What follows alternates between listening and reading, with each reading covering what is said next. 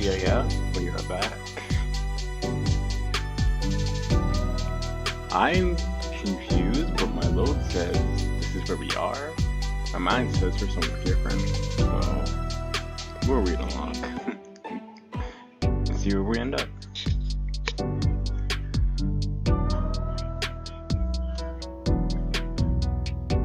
Hold up.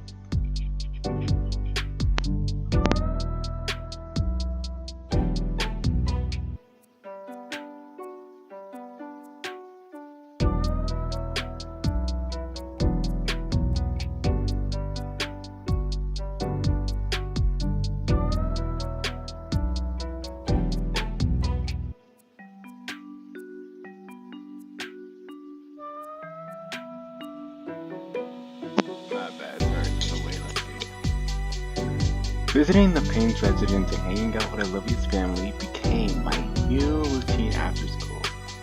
On Monday, I got around to shoveling the snow off the driveway like Randy had asked me for. It was laborious to do, but it felt good to get it done. It felt even more rewarding when Randy thanked me with some sashimi he mentioned during the weekend. Eventually, I'd gotten into the habit of leaving sticky notes for my parents, letting them know where I was. Not that they care too much as long as I'm home at bedtime.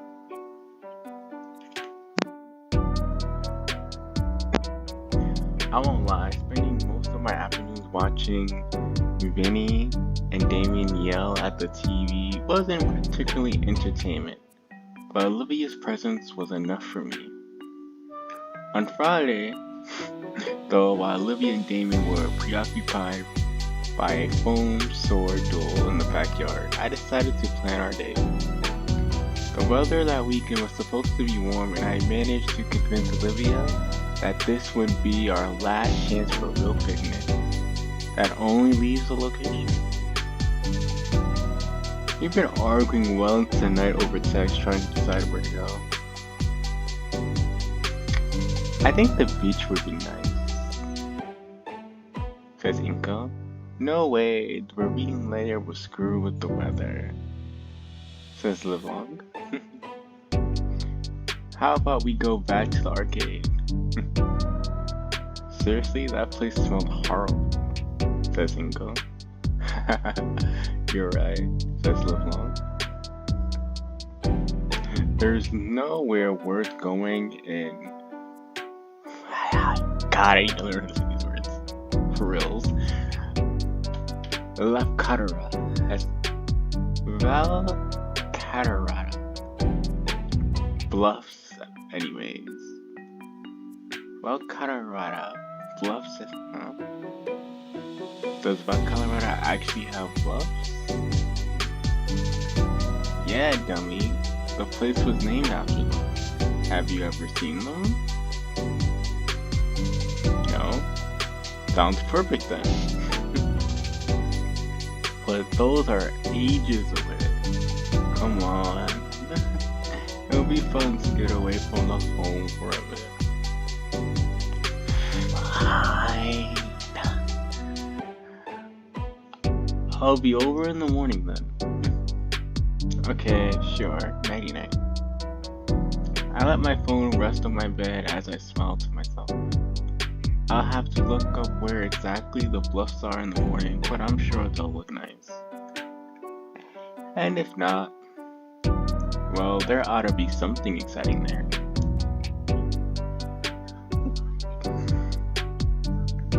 After researching our destination and getting dressed, I did one last check of myself to make sure I haven't forgotten anything. Wallet, phone, water bottle, extra pair of sunglasses, written instructions for the metro line you'd have to take. I'm officially ready to go. Before I leave, I make sure to leave a sticky note on the fridge to let my parents know where I'll be. Maybe they'll finish watching daytime television in time to see it before I get home.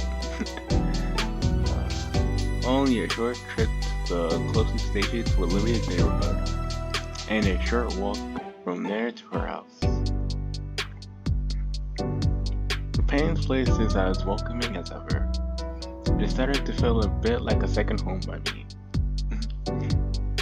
In the chilliest weather, the yard growth are slowed, but it's starting to peek through the thin layer of snow.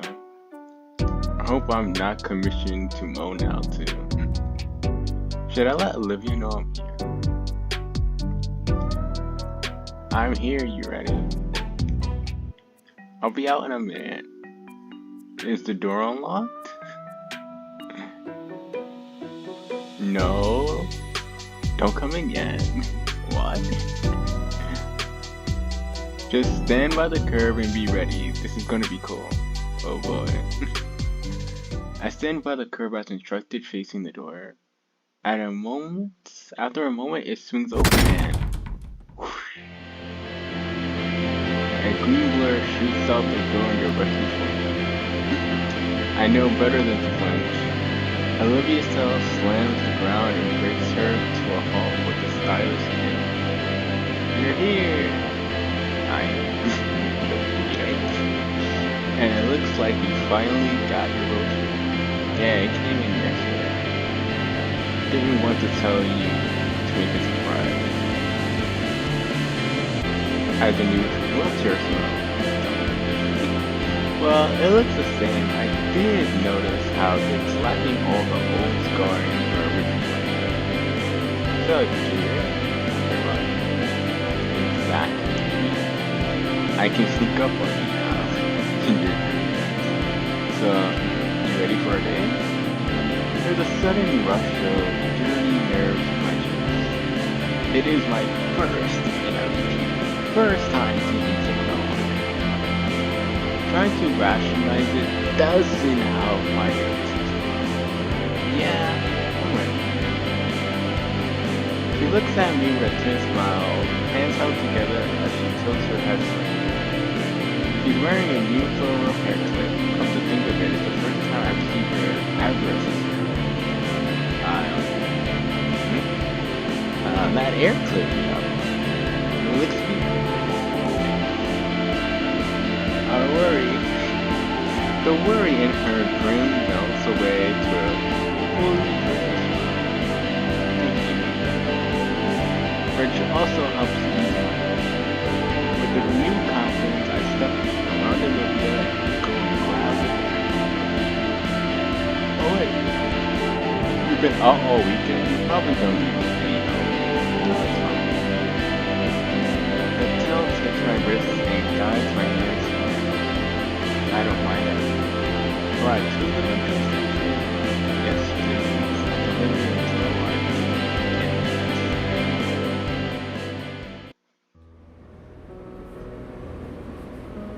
and now we got our dino with her hairpin flowers.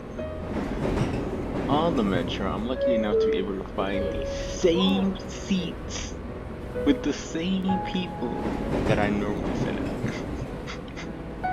Olivia folds the seat up and places herself right next to me. Something's different. Oh wow, Christmas lights. I swear they start setting up earlier every year. The white fluorescence on them combined with the dim lighting of the metro light gives the cabinet a more cozy feeling. I feel like my photographic instincts kick in, but quickly remember that I don't bring my camera anywhere I go these days. Soon enough, the whole city will be covered in holiday stuff by the end of the weekend. The mental image of twinkling Valderrama at night was the pleasing thought. There's definitely be some forward shots during that time. What do you think of all of them? The decorations? I like them. Yeah, but what's your favorite? I think the Welch's like pretty much a lamppost. On a lamppost. And I like all the crappy snowmen and snow angels in people's yards. I've always wanted to make my own. Ooh, Inca, what about the mistletoe, he says? Yeah. Shut up, me. Actually, I'm curious. Are there any Dino Pacific traditions that you guys celebrate during the winter season? Olivia, Cox, and Ira have my question. Hey, I don't know you guys celebrate end of the summer, so I'm curious if there's any other Surian centric holidays I don't know about. No, just Christmas or whatever holiday people celebrate around this time. There's probably no dedicated one out of spite of the code. That's fair. Now I can't help but to think of doing some ice skating with Olivia. Surely there's wheelchair accessibility for her, right? I looked down at Olivia's wheelchair to imagine how it would work, but something interesting catches my eyes. There's a small compartment underneath her seat, almost like a cubby hole, with some things inside. What's that? I decided to bring my sketch pad with me. You know, since it's my first time going out to the bluffs, I want to draw out the scenery a little bit. Maybe I shouldn't have. Oh, no, it's completely fine. I was just thinking how I should have brought my camera for the same reason, so I'm glad one of us came prepared. As long as we enjoy our time there, that's all that matters. You're right.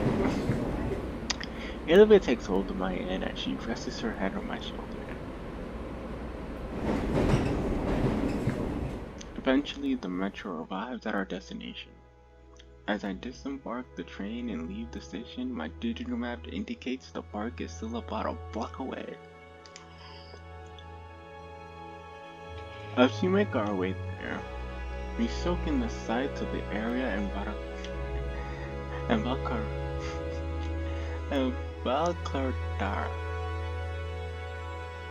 Valkadar?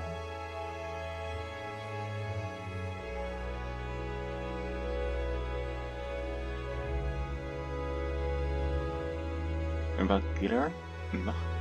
I'll just say whatever I say, that's just go on with it. Never hits yours. Just like Olivia predicted, many of the haunted buildings are getting decorated for the holiday season. I've never been around these parts of the city before. Only seen them on car trips. This is the first for both of us. I can only imagine what it'll look like once all of this is set up. Yeah, maybe we can come back here and visit once it is. I like the sound of that. We enter into the park's main parking lot. Looks like there's a decent amount of people here this evening, which is surprising given that it's still relatively chilly. Then again, such a prominent landmark in the city would still draw in a crowd even with the certain weather conditions. Oh, there's a food truck. That covers the picnic park. Looks like they got decent varieties of things. Tacos, sandwich, chicken. Shoot, look. Like they all have a bit of a line to them. Plenty of time to do other stuff. I'm not even very hungry yet anyways.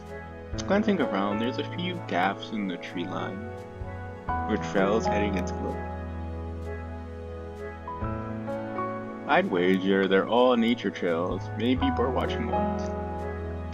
Do you want to try one of those trails?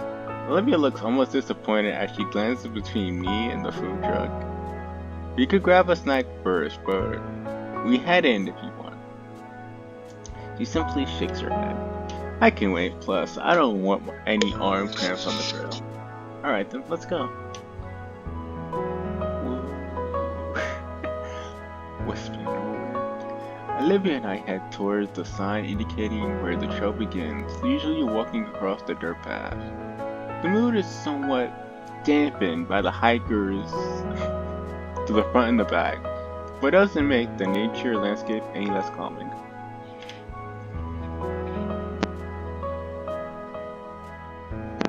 Honestly, I wasn't sure I'd agree to this. What? A date? No, the hike. You don't even seem very interested in nature. Well, I normally wouldn't. since a lot of places outside the city aren't built for people like me. But I thought it would be nice if you were here. My heart flutters for a second. I'm glad to hear you say that. I think it's a nice break from how busy everything else is. Out here, it's just you, the world, isn't it? Yeah, I can see that. You plan on sketching out any landscapes? I was planning to before we got here, but I think it'll take too long. Just to sketch them? I'll think of it. We continue for another few minutes admiring the passing scenery. There's less hikers than before. I noticed some hanging back for photos, for pictures or moving faster ahead, but that was a while ago now. It's just us and the trees.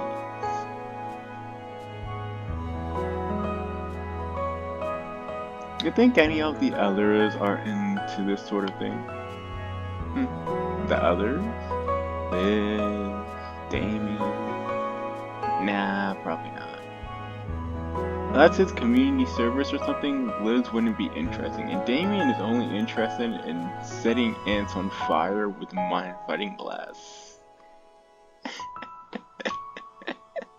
Something wrong? No, I can just imagine Mia driving a tractor for some reason. Seriously. Yeah, you think he'd pull off the farmer look? I refuse to imagine that. Regardless of the mental image of the burgundy wearing bruiser in overalls and a straw hat invading my mind. I hate you. Shaking the thought from my head, I look around to reacquaint myself with the trail. Something's off. This place is quieter than I thought it would be. That's how the woods are, city boy. We live 15 minutes apart. Yeah, I like it quiet. It's nice to not have anyone to worry about. No Mia, no pen, no frolicking, no scent, no skiller. We have the whole world to ourselves and no one else can ruin that. It's a good way to look at it. I pat Olivia on the shoulder, and she lets out a low groan as she rests her head against my neck. Are you tired already? No, just enjoying us. If it wasn't a cloudy day, I think my face was starting to get burned. And then several minutes later, and we're still going strong. Are you still doing okay? Yeah, I'm still good. Just still a little bit surprised to me how your arm doesn't just give away from pushing yourself so often. Well, when you've done it for as long as I have, you start to build a tolerance for it. And you've done it for a while. As long as I can remember. Olivia? Oh crap, what the hell? I turned to face her, looking at a source of the sound. The wheels from her chair is stuck in an inadequate and entertained in the trail, and she's struggling to push herself out. Without a word, I quickly step behind her, grab the handlebars, helping Olivia push herself into a net from the nature trail. Thanks, Inko, but what was that? I'm not sure. I take a closer look at the trail to investigate. The indentation that Olivia got caught in extends across the entirety of the trail. It almost looks like a tire track. I think you got stuck in a tire track. What's the tire track doing on the hiking trail? Maybe someone got lazy. This place is supposed to be a pedestrian traffic only. I feel a wave of nervousness overcomes me as I glance around the breadth of the trail. When's the last time we saw a sign? Aren't there supposed to be maps around telling us where we are? Where everybody is? The realizing dawns on me. I have no idea where we are. Huh? Dude, seriously, I thought you planned this whole thing. I thought we were just following the signs. Well, we need to find out where we are. I don't want to die out here. The trail still leads somewhere, right? If we keep going, we'll find out. Can't we turn back and risk going around more? We can't be too far from something. Just follow the tracks. Okay, I trust you. With a heavy sigh, I lead the march along the trail we're on. Probably some kind of service or road for park rangers or maintenance workers who keep the trail safe. If that's the case, we're bound to run into something or somebody that can guide us into the right direction. For every minute that we keep looking for signs of salvation, the darker it gets. Olivia suggested that I use my phone to find the right directions, but the lack of bars throws away any of the meaning of traversal guidance. Though I keep reassuring Olivia that we're gonna get out eventually, there's a sting of worry that begins to grow in the pit of my stomach. The last thing I want to do is spend the night in the woods. At best, I know that's as long as I have my phone compass, we won't be moving in circles. So westward as we are bound, following the trail at a more cautious pace. It's as we crest a blind turn north that we finally hear salvation. But why, hey there. Oh there. Oh thanks, trusted Jesus. Finally another living being. The scruffy looking gent looks to be a park ranger. You two lost? Yeah, we sort of got mixed up on the trail and couldn't find any more maps. Sounds about right. Happens all too often around here. Anywho, I'm assuming you two are looking for a particular sight to see. Yeah, do you know the way? He hums and thoughts for a moment, with his head sweeping left and right. Finally, the ranger smiles and points at a specific path just wide enough for Olivia's share. There's one there will lead you to the best view here. Then all you need to do to get back is to take any trail east. They all branch off near the park. Thank you so much, sir. Don't mention it, and call me Ranger Teddy. We're not calling you Ranger Teddy. Taking the ranger's direction, we go down the narrow pathway.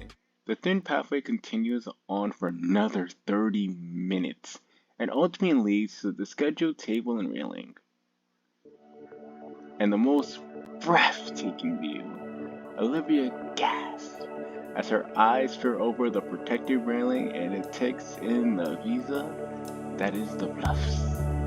Over the edge I can see numbers of branches jittering from the cliff face, and past that the ocean laps of the base at the bluffs. While I look below us, Olivia's eyes lock onto something further away. I follow her eyes and oh wow.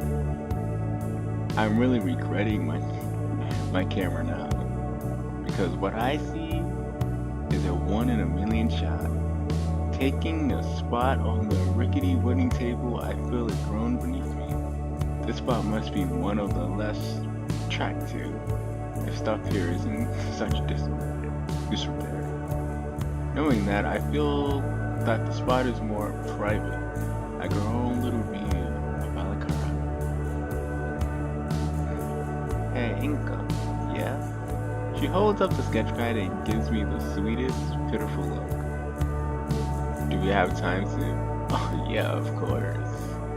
I'm sure we can manage to get back as long as the sun is still up. Her smile radiates with the power of 1,000 suns. And her hand quickly flips the pad open to a fresh page to start on the sketch. Compared to her deliberate trills when painting or doing flawliger calligraphic. Her sketch and moves is quick and rapid strokes. Oh no, dang.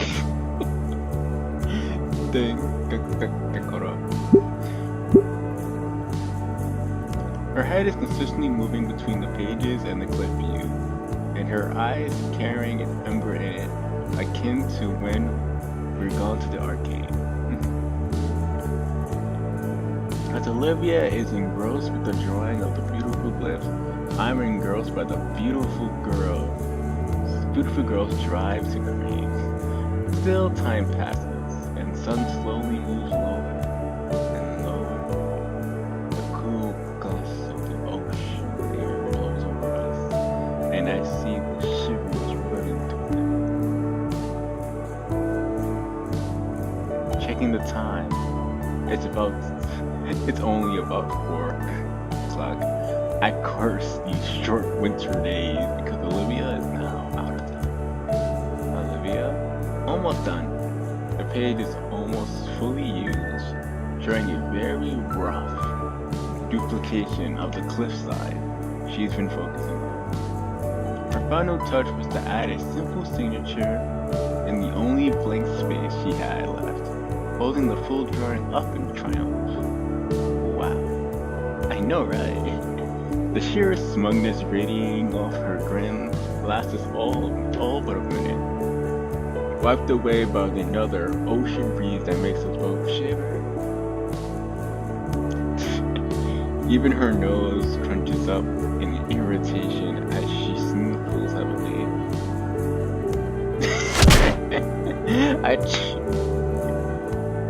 Holy shit. That sounded like a fucking shotgun. Especially as it bounced off the cliff wall. Think she'd even manage to shoot the seagull nest in the branches down below. Bless you. She grumbles her things as she wipes at her irritated nose. You okay? Yeah. She sniffs again. Sea air just sucks. The atmosphere is cooling rapidly too. We should get going then. Some warm food would be good. Not yet. When she sees my questioning look, she continues. I want to see the sunset first. Are you sure? That means we'll have to take the path back in the dark. We'll be fine. As proof, she shines her phone flashlight at me. Alright then. Instead of going back to the bench, I stand beside her at the guardrail. Slowly the sun starts to dim, as if sinking into the ocean. Just watching the natural world move on. Simply me and Olivia and a wonderful view in our little private spot. Fingers gently wrap around my hands and I reciprocate.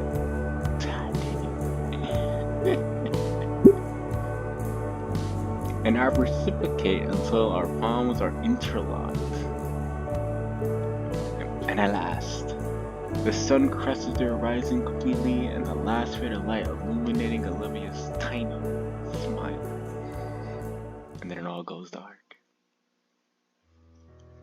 Thanks to Ranger Ted's directions, finding our way back to where we started, our hiking journey was easy, even if it was a bit too dark for comfort. Eventually we made it back to the parking lot just as the street lamps were turning on. When we returned to the main area of the park, it's also gotten a lot less crowded. Some of the food trucks have called it a day and left as well. We're not cutting it close to the last metro home, right? Yeah, the last one being another hour or so. I was worried I was taking too long. And we'd have to stay overnight, alone, in the wilderness. I want to check out those food carts now. Here.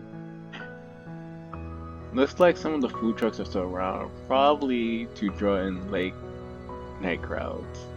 And there's practically no lines in them either. Neat. Let's see, what sounds good to eat right now? What are you craving, Liv? Olivia. I glance over to see that she's looking over at a nearby playground. Looks a bit derelict? Words? Having endured the outside elements for who knows how long. Something catching your eye. It's just that I haven't been on a swing in ages. Really. Back when I was little, yeah, whenever Damien's family took me to the park with them. Then I sorta, stopped. Safety concerns and all that crap. I'm sure the truck will be here for a little bit longer. Would you like to try it? Are you sure? I mean, it's getting pretty late. Come on, we got time, he states. Okay, let's do it. Olivia wheels herself back towards the small playing area of the park. I follow right behind her, taking a short walk to examine the metal structure. The swing set looks rough to say the least. The structural bar is painted, is cracked off, showing a heavy rust beneath. The chains are crusty, covered in sparse remains of safety tubing. And the seats, they're so loose and wobbly, I fear the entire thing will fall apart even if Vinny sat in it. Olivia, are you sure? Hold it steady, will you? I grab the change and hold the plastic seat while Olivia hops over into it. The metal and plastic groan momentarily as Olivia settles in. She moves her tail aside so it doesn't smack into me. Well, you gotta push. Aren't you gonna start pushing? Alright. Olivia snickers for a moment as I place my hand on her back. With a gentle yet firm push, Olivia begins to swing. It's a rhythmic motion now, to and fro. With every inch of her swing back towards me, I push her with a bit more force to increase her momentum. Eventually, Olivia starts pivoting her tail to maintain her movement, meaning I no longer have to assist her. So I position myself in front of her and watch as she swings like a pendulum and carves the arc of victory. The creaking of the metal becomes a simple white noise as I look on at her with ease. The cold night breeze, the swinging movements gently rifles Olivia's hair. With a Kubrick smile, Olivia's eyes close as she loses herself to the simple enjoyment of swinging through the air. To see Olivia having a moment where all of her cares are gone, where there's no trouble, no drama consuming her. To see her truly at peace. It's an image worth 1,000 words and one I hope to never forget. After a while, I sit beside her on an accompanied swing. Say, Olivia. Yeah? Her voice is soft whispered of contentment. What you thinking? I'm thinking about today. It was nice. Really nice, Inka. Thank you for taking me here. I'm glad you enjoyed it. I was worried. Don't be. How could I not? It's my first date. Inka? Yeah? About the hormone. Oh, do you not want to go? Olivia's eyes opens and I can see them trembling. I want to go, it's just... Then comes memorial. Oh. It's tricky to lean to her side, but I managed to place my hand on her shoulder for emotional support. I understand, Olivia. Whatever you want to do, I'll support you. Our fingers ring together. I know you will, Inka. So could you support me during the eulogy? Too? My hands cup her cheeks tenderly, and I give her the most reassuring smile of them all. Of course, Olivia. Her eyes close once more as she leans into my hand, nuzzling against it. He sighs pitifully as I draw away, but still smiles. Thanks, Inka. I think I'm ready to go now. I nod gently and offer a hand to Olivia, helping her off the swing set and into her wheelchair. We hold hands as we begin heading towards the exit. At least until Olivia needs her hands to help push herself. I guess things won't ever really be normal, but I'm okay with that. We grabbed our dinner from the taco truck, savoring the spiced meat on the flour tortilla on the go. The walk to the metro isn't long, and before we know it, we're back on the train and racing home. The ride back isn't particularly eventful. It doesn't look like there's many people in the cabin with us. We both take the opportunity to admire the cityscape, especially now that it's reflected against the red and purple streaks that cover the sky.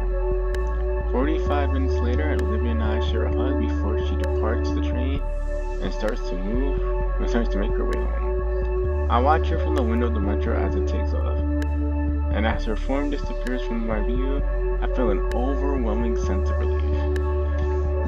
That went really well. I hope she'll be okay for tonight without me here. Maybe I'll ask Damien to keep an eye on her for me. I should stop worrying so much. She'll be okay, I'm sure of it.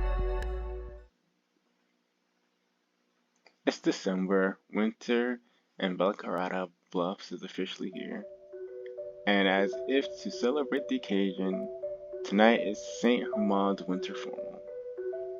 Hard to believe it's already here. It really crept up on me. Whenever I remember the event coming up, I just force it out of my mind. The whole thing has me pretty anxious. It's like a date, but on a whole new level. Like something formulaic to it. I better not mess this up. Anyways, I find myself with a new difficulty in my life. Well, this is officially a day. Maybe? We'll see when morning happens. Over and under and over and under and tug. I reel and loosen the lethal neckwear from my collar, tossing the devilish cloth on the floor in frustration. Getting over the step-by-step instructions once more, I try to find where I went wrong in my latest attempt. And consider going tireless with Damien. It'll bring the whole outfit together. And I want to look good for Olivia because she's be doing the same, you know? She be doing the same. Picking the slim fabric up, I notice just how badly wrinkled and ugly it is. Time is running out, sadly. We still have class today after all. Forget it. I have another shirt that works without the tie and it still looks good. Deafening the fashionable news in my hamper and swapping outfits, my thoughts travel freely. Everyone in school was excited for the formal. Though Olivia, she looked excited too, but there was something just beneath the surface. Anxiety, perhaps, for Mr. Lancade's vigil? Only Olivia, Ben, and I seem to remember that. The rest of the schools have moved on by now. Ben has kept pestering Olivia about her speech, insisting to know what she'd say.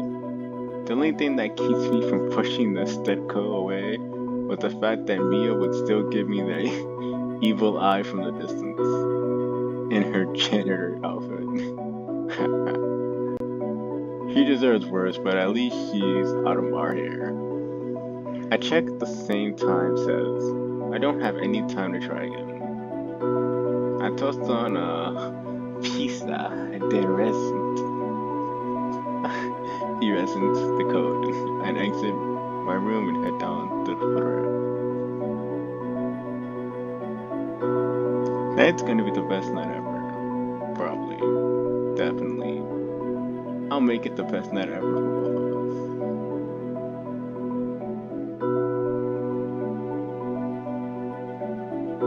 So this is definitely a different day completely. Which we kind of figured that out a long time ago, to be honest. So I'm going to stop it here even though it's a completely different day. Yeah, I think this is probably best. We're definitely getting another choice